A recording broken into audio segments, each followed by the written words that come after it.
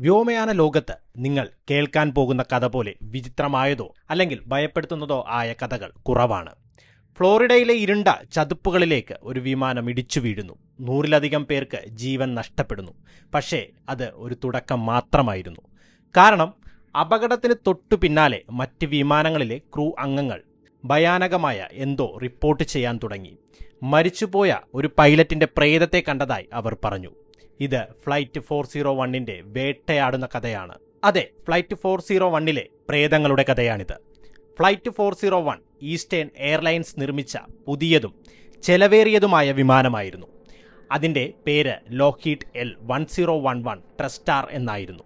ഒരു ദിവസം ശക്തമായ മഴ പെയ്യുന്നുണ്ടായിരുന്നു. 13 ക്രൂ അംഗങ്ങൾ ഉൾപ്പെടെ 176 പേരും വിമാനത്തിലുണ്ടായിരുന്നു. ചെറിയ വിമാന ക്യാബിനുള്ളിൽ മാനസികാവസ്ഥ പിരിമുറുക്കത്തിലായിരുന്നു. അൽബാനിയയിലെ തണുപ്പും ദുരിതപൂർണമായ കാലാവസ്ഥയിൽ നിന്ന് രക്ഷപ്പെടാൻ എല്ലാ യാത്രക്കാരും മിയാമിയിലേക്ക് പറക്കാൻ ഉത്സുകരായിരുന്നു. രാത്രി 9:20 വിമാനം ന്യൂയോർക്കിൽ നിന്ന് പറന്നുയർന്ന് മിയാമിയിലേക്ക് പറക്കാൻ തുടങ്ങി. എന്നാൽ ഇന്ധന പ്രശ്നം കാരണം അവരുടെ വിമാനം ഇതിനകം 1 മണിക്കൂറിലധികം വൈകിയിരുന്നു. ഫ്ലൈറ്റിലെ സ്റ്റുവാർഡസ് വീണ്ടും യാത്രക്കാരെ എണ്ണാൻ തുടങ്ങി. അത് 3-ാം തവണയായിരുന്നു. എന്നിട്ടും നമ്പറുകൾ പൊരുത്തപ്പെടുന്നില്ല. ഒടുവിൽ വിമാനത്തിന്റെ മുൻവശത്ത് ഒറ്റയ്ക്കിരിക്കുന്ന ഒരാളെ അവൾ ശ്രദ്ധിച്ചു. അയാൾ ഈസ്റ്റേൺ എയർലൈൻസ് യൂണിഫോം ധരിച്ചിരുന്നു. അതിനാൽ ഒരു പൈലറ്റ് തനിക്ക് സീറ്റ് ലഭിക്കാൻ സഹായിച്ചിട്ടുണ്ടാകാമെന്ന് അവൾ കരുതി. പക്ഷേ അവൾ അവനോട് ചോദ്യങ്ങൾ ചോദിച്ചപ്പോൾ അവൻ മറുപടി പറഞ്ഞില്ല. അവൻ നേരെ മുന്നോട്ട് നോക്കിയിരുന്നു. അനങ്ങുകയോ സംസാരിക്കുകയോ ചെയ്തില്ല. അവൾ വീണ്ടും ശ്രമിച്ചു. എന്നിട്ടും പ്രതികരണമില്ല. ചില യാത്രക്കാർക്ക് അസ്വസ്ഥത തോന്നി തുടങ്ങി. അതിനാൽ സ്റ്റുവാർഡസ് തന്റെ സൂപ്പർവൈസറെ വിളിച്ചു. സൂപ്പർവൈസറും ശ്രമിച്ചു. എന്നിട്ടും ആ വ്യക്തിയെ കൊണ്ട് മറുപടി പറയിക്കാൻ കഴിഞ്ഞില്ല. ആ മനുഷ്യന്റെ കണ്ണുകൾ ക്യാബിൻ ഭിത്തിയിലെ ഒരു പോയിന്റിൽ ഉറപ്പിച്ചിരുന്നു. വേറെ എങ്ങോട്ടും ചലനമില്ല, നോട്ടമില്ല. തുടർന്ന് സൂപ്പർവൈസർ ക്യാപ്റ്റനെ വിളിച്ചു. ക്യാപ്റ്റൻ ആ വ്യക്തിയെ കണ്ടപ്പോൾ അയാളുടെ കണ്ണുകൾ വിടർന്നു. അയാൾ ഞെട്ടലോടെ തന്റെ കോഫി കപ്പ് താഴെയിട്ടു. അയാൾ ആ മുഖം തിരിച്ചറിഞ്ഞു. ക്യാപ്റ്റന് വളരെ പരിചയമുള്ള ഒരാളായിരുന്നു അത്. ഏകദേശം 1 വർഷം മുമ്പ് ഒരു വിമാന അപകടത്തിൽ മരിച്ച ഒരാൾ. ഇതേ തരത്തിലുള്ള വിമാനത്തിലാണ് ആ അപകടം സംഭവിച്ചത്. അതേ ലക്ഷ്യസ്ഥാനമായ മിയാമിയിലേക്കുള്ള യാത്രാമധ്യേ. പിന്നീട് അവർ വിമാനത്തിന്റെ കാര്യങ്ങൾ ശ്രദ്ധിക്കാൻ തുടങ്ങി. എന്നാൽ 1972 ഡിസംബർ 29 രാത്രി ഏകദേശം 11:30 വിചിത്രമായ എന്തോ സംഭവിക്കുന്നു. വിമാനം ലാൻഡ് ചെയ്യാൻ തയ്യാറെടുക്കുകയായിരുന്നു. വിമാനം ഒരു ലാൻഡിംഗ് പ്രശ്നം നേരിട്ടു. ആ സമയത്ത് റോബർട്ട് മാർക്കിയും റേ ഡിക്കിൻസൺ എന്നീ 2 പേർ ഫ്ലോറിഡ എവർഗ്ലേഡ്സിൽ വിശ്രമിക്കുകയായിരുന്നു. ശാന്തമായ മീൻപിടുത്തവും കുറച്ച് ബിയർ കുടിക്കലും ആസ്വദിക്കാൻ പദ്ധതിയിട്ടുകൊണ്ട് അവർ ഒരു എയർ ബോട്ടിലായിരുന്നു. എന്നാൽ അവരുടെ ശാന്തമായ രാത്രി പെട്ടെന്ന് അശാന്തമായി തീർന്നു. ഒരു വലിയ ശബ്ദം അന്തരീക്ഷത്തിൽ നിറഞ്ഞു. അവർ മുകളിലേക്ക് നോക്കിയപ്പോൾ ഒരു വലിയ ജെറ്റ് വിമാനം വളരെ താഴ്ന്നു പറക്കുന്നത് കണ്ടു. അത് നിയന്ത്രണത്തിലല്ലെന്ന് അവർക്ക് മനസ്സിലായി. നിമിഷങ്ങൾക്ക് ശേഷം വിമാനത്തിന്റെ ഇടത് ചിറക് നിലത്തിടിച്ചു. വിമാനം മണിക്കൂറിൽ 220 മൈലിൽ കൂടുതൽ വേഗതയിൽ പറന്നു താഴേക്ക് വന്നു. വിമാനം പൊട്ടാൻ തുടങ്ങുന്ന സാഹചര്യം. ചിറകും എഞ്ചിനും കീറി. വിമാനത്തിന്റെ പ്രധാന ഭാഗം ചതുപ്പിൽ തകർന്നു വീണു. കോക്പിറ്റും പാസഞ്ചർ ഏരിയയും തൽക്ഷണം നശിച്ചു. വാൽഭാഗം മാത്രം ഭാഗികമായി കേടുകൂടാതെയിരുന്നു. ഭാഗ്യവശാൽ സ്ഫോടനമുണ്ടായില്ല. ഇന്ധനവും രാസവസ്തുക്കളും ചതുപ്പ് വെള്ളത്തിലേക്ക് ചോർന്നു. മാർക്കിയും ഡിക്കിൻസണും അവരുടെ ബോട്ടിൽ അപകട സ്ഥലത്തേക്ക് പോയി. അവിടെ ആദ്യം എത്തിയത് അവരായിരുന്നു. ആളുകളുടെ നിലവിളിയും കരച്ചിലും അവർക്ക് കേൾക്കാമായിരുന്നു. അവർ അതിജീവിച്ചവരെ വെള്ളത്തിൽ നിന്ന് പുറത്തെടുത്ത് സുരക്ഷിത സ്ഥാനത്തേക്ക് കൊണ്ടുപോകാൻ തുടങ്ങി.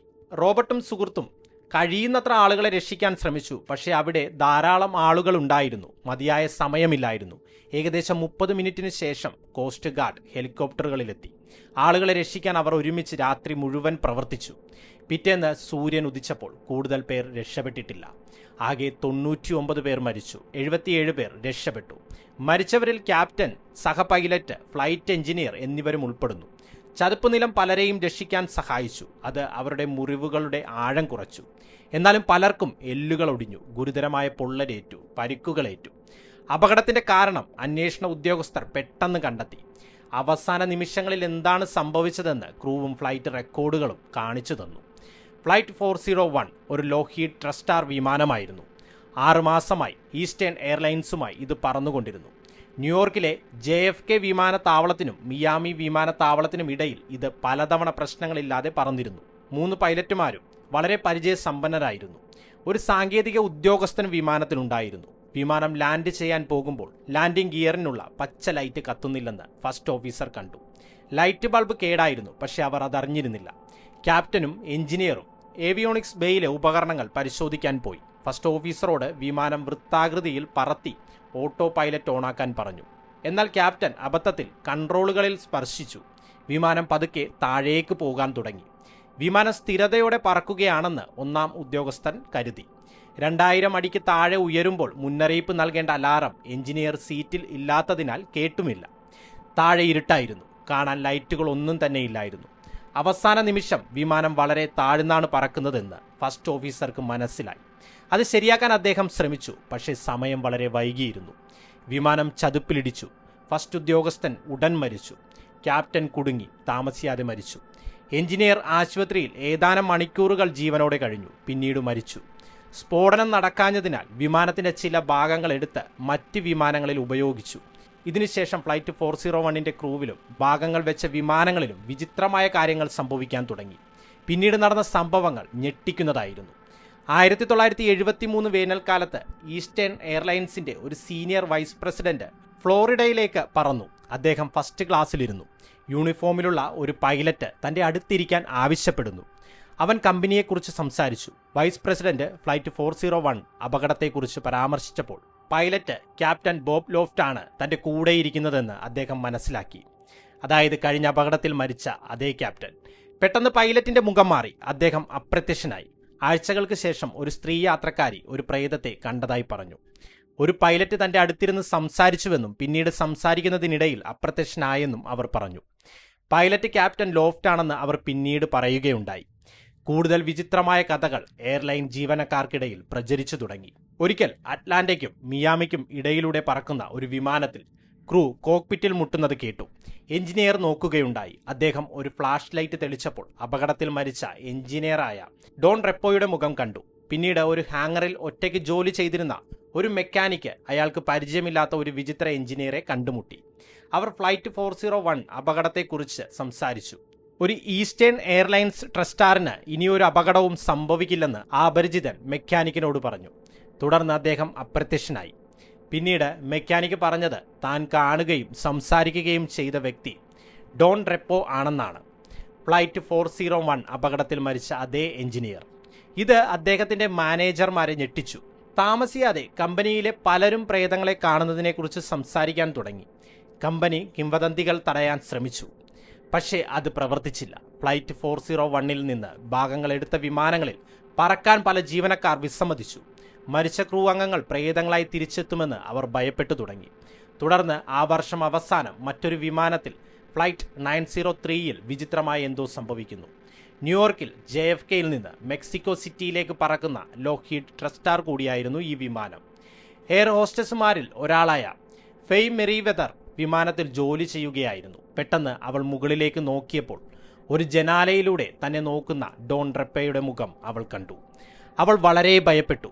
അത് ഇല്ലാതാകുമെന്ന് പ്രതീക്ഷിച്ച് അവൾ പലതവണ കണ്ണുകൾ തിരുമ്മി നോക്കി. മുഖം അവിടെ തന്നെ ഉണ്ടായിരുന്നു. അവൾ തന്റെ സുഹൃത്തിനെ വിളിച്ചപ്പോൾ പ്രേതം അപ്രത്യക്ഷമായി. എന്നാൽ അതിനു മുമ്പ് അവളുടെ സുഹൃത്തും ഡോൺ റെപ്പയുടെ മുഖം മുൻ വിമാനയാത്രകളിൽ നിന്ന് കണ്ടതായി ഓർമ്മിച്ചെടുത്തു. പിന്നീട് ഒരാൾ സംസാരിക്കുന്ന ഒരു ശബ്ദം കേട്ടു. വിമാനത്തിൽ തീ പിടിക്കാതിരിക്കാൻ ശ്രദ്ധിക്കുക എന്നായിരുന്നു ആ ശബ്ദം.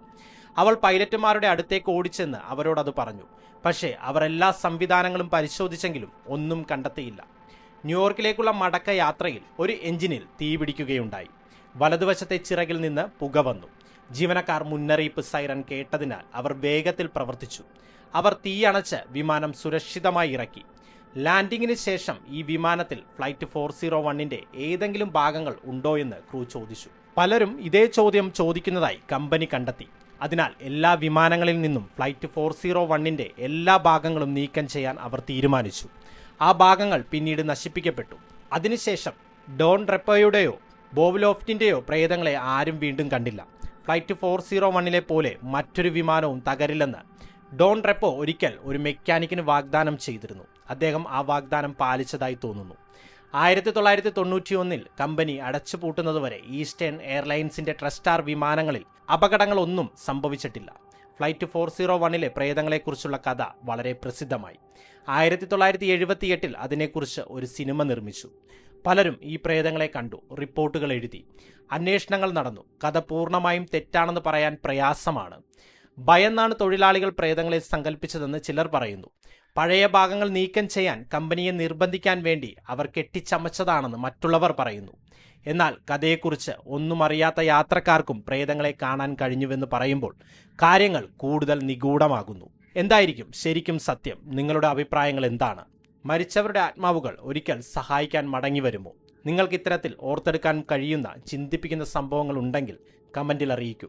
ഇത്തരത്തിലുള്ള വീഡിയോകൾ ഇഷ്ടപ്പെടുന്നുണ്ടെങ്കിൽ ചാനൽ സബ്സ്ക്രൈബ് ചെയ്യൂ. ഈ വീഡിയോ ലൈക്ക് ചെയ്ത് മറ്റുള്ളവർക്കായി ഷെയർ ചെയ്യൂ.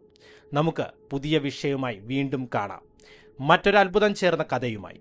വീഡിയോ അവസാനിപ്പിക്കുന്നു.